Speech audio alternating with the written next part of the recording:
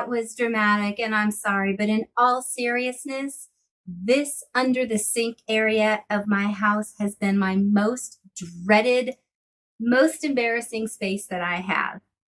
Hi, I'm Noreen Burke, owner of Call Clutter Fairy, and this is my YouTube channel, The Crafty Organizer. I help you with organizing tips, hacks, upcycles, crafts, and DIYs. And today we're going to talk about how to address an unusually shaped under the sink area.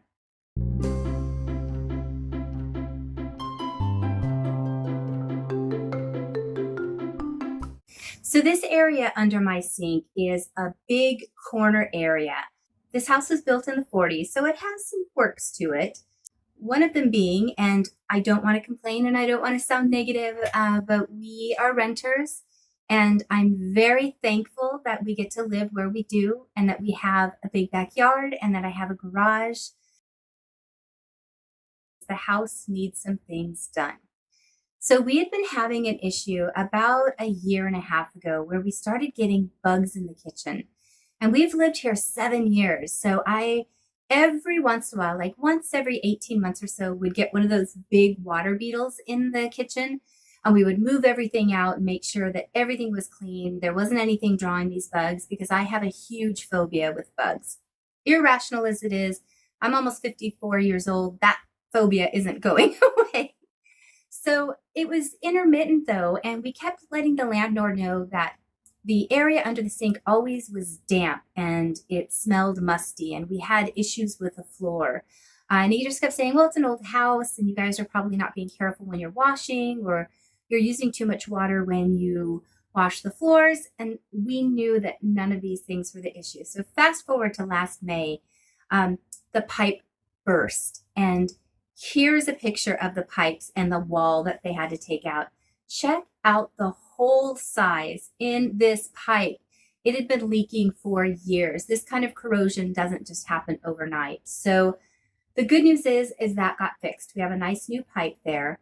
The bad news is it left a giant hole under our sink, which has yet to be fully taken care of. So they patched the outside, but on the inside, all they did was put up a sheet of wood, like a veneered wood, but this left crazy gaps everywhere, and we were still getting these water beetles. Like I said, I'm not good with bugs. So about 9 months ago, I found this product in Home Depot, and I'd heard about something like this before, but I hadn't really played with it. And now I swear by it. Once again, this is not a product placement. This is not an endorsement, but go look for this. It's a great stuff is what it's called, and it really is. And it will seal. You could just put a little bit in an area and it expands and dries like a hard foam. And then you can easily shave off the excess, which I have not done, but it's incredible. So I'll have that in my Amazon affiliate link below, but you can easily get it at Walmart, Target, your Home Depot, Lowe's. I'm pretty sure you could get it just about everywhere. And I think it's phenomenal. So again, I had been ignoring that space because once I sealed it up, I was just sitting back and waiting. So I knew there were some little dead creatures underneath the sink that I was dreading getting into, and it was still musty and dirty, and I didn't want to do it. So I finally got my big girl pants on and I just dove into it. So aside from the creature part of it, let's talk about the reality of the shape of this cabinet. So it's 48 inches across from the farthest tip to the farthest tip, which sounds great, 4 feet of storage. But here's the interesting thing. The opening is only 17 inches wide. What do you do with 17 inches? The space is 36 inches. However, when they built it in the 40s, they cut the space in half, and I don't know why. So there's a dead corner behind this wood. And the cabinet itself that I have access to is only 22 inches deep. In front of that are the pipes and the garbage disposal. So there really isn't a lot of open space for this. Now, what I normally like to do, and I suggest to clients when I'm working with them in a kitchen, is use a tension bar. If you have a square cabinet, tension bars are one of the most amazing ways to add storage and ease of access to your supplies, because you could just tighten it, put it at the top, and have a little place for all of your bottles to hang from. It's also a great place for you to put your dish rag to dry, your gloves to dry. It's a wonderful little quick spot. And then you still have all of that floor space underneath it for your dish pan, your drying rack, your chemicals. So tension rods are one of my favorite tips for an under the sink space. The next thing I really like doing anytime you can is add a shelf. It is not difficult to add a shelf to a cabinet. So a lot of cabinets already come with those holes pre-drilled in it, but I have an amazing hack for adding a shelf without any hardware tools, and I will link my video on how to do that below. But if you have a trapezoid style or corner style cabinet, that becomes much more difficult because you have to anchor the supports before you can put a shelf in. Barring all other storage issues, another great thing that I like for under the sink is use storage bins. I'm always talking about likes with likes, and this area is no different. Now, here's where you're going to get mad at me. Because under sink spaces are so precarious and hard to get to, and they do leak, try and limit what you're storing to the absolute essentials. You should not be storing extra paper towels under here, your extra kitchen linens. You really should only have the cleaning supplies you use on a regular basis and those things that you pull out to clean your kitchen frequently. So try and put those things that you don't use so often elsewhere, because again, this is just not the most efficient place for storage.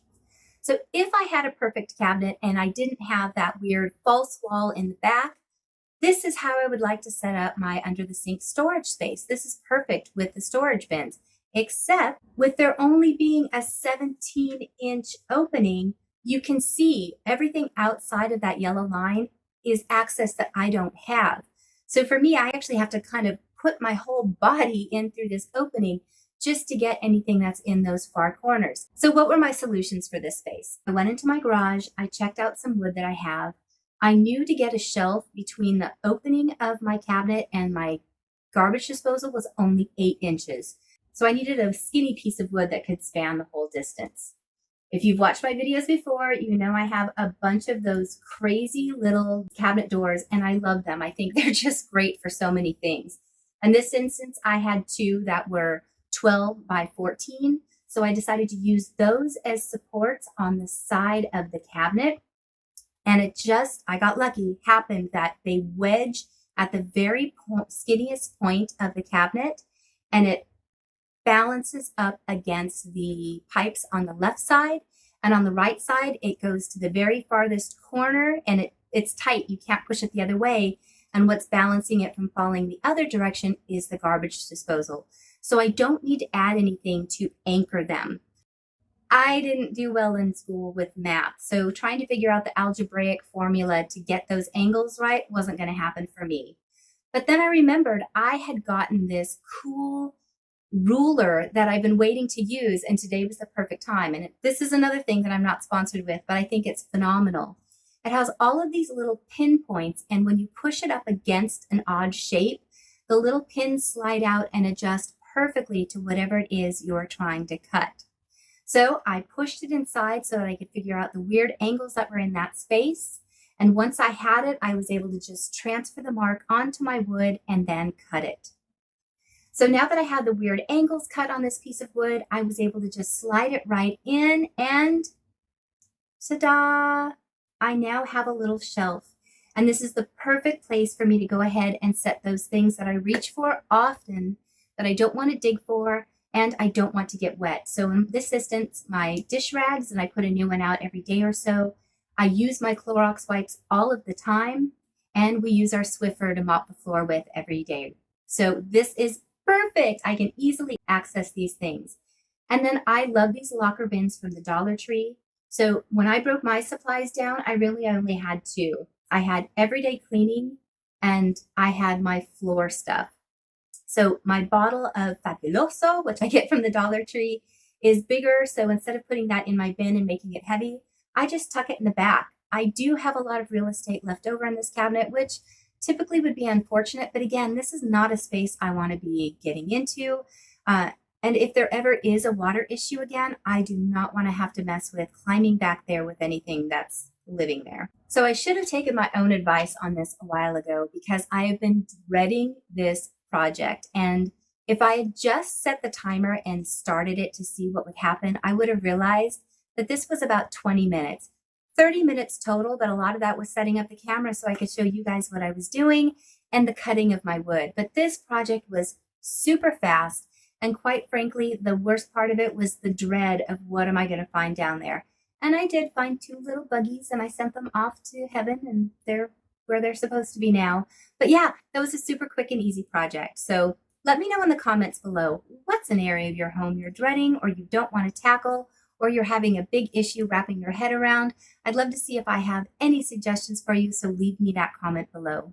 Speaking of comments, you guys have, oh my gosh, you submitted so many entries for the giveaway for the home kit, and I love that. That makes me really happy. So I've been responding to every one of you entered so that you know I've received it.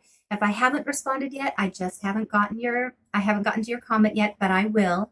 I'm doing the drawing on Saturday, May 9th, 2020. So I'll be announcing the winner on the next video after that. But I had another idea, and I'd like to know your feedback on this, because so many of you have said, I would love this. My sister would love this. I could make gifts from this. I can't say any cost yet, but I think that I could put a kit together like this pretty inexpensively. So with shipping and everything, I'm guessing under $20. So is that something you would be interested in? If you would be, and you're not the winner who gets the kit, let me know in the comments below.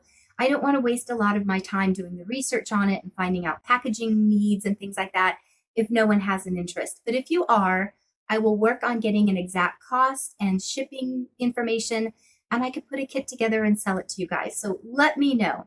Otherwise, that's all I have for today. So thank you so much for watching. Thank you so much for liking, leaving a comment. And if you haven't already clicked it, click that subscribe button. I'll see you in 2 days. Bye.